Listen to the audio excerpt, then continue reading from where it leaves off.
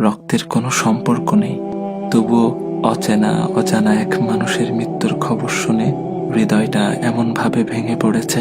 এই ব্যথা কি আগে কখনো অনুভব করেছি? নিজেকেই প্রশ্ন করি। সব সম্পর্ক রক্তে বাঁধা থাকে না। কিছু মানুষ না জেনেই না চিনেই হৃদয়ের সবচেয়ে নরম জায়গায় স্পর্শ করে যায়, আর চলে গেলে রেখে যায় নামহীন এক দীর্ঘ কষ্ট।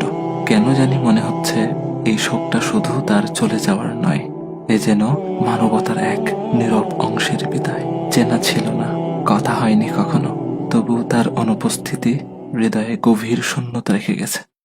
একটা জিনিস খেয়াল করেছেন? আমার ভাই ওসমান হাদিকে গুলি করা হলো জুমার নামাজের পর, আর তিনি তার রবের ডাকে সাড়া দিয়ে চলে গেলেন জুমার রাতে। আহ, কত সৌভাগ্যের মৃত্যু! আল্লাহ সুবহানাহু ওয়া তাআলা আমার ভাইকে শহীদ হিসেবে কবুল করুক, জান্নাতের উচ্চ মাকাম দান করুক, শোকাহত পরিবারকে ধৈর্য ধারণ করার তৌফিক দান করুক।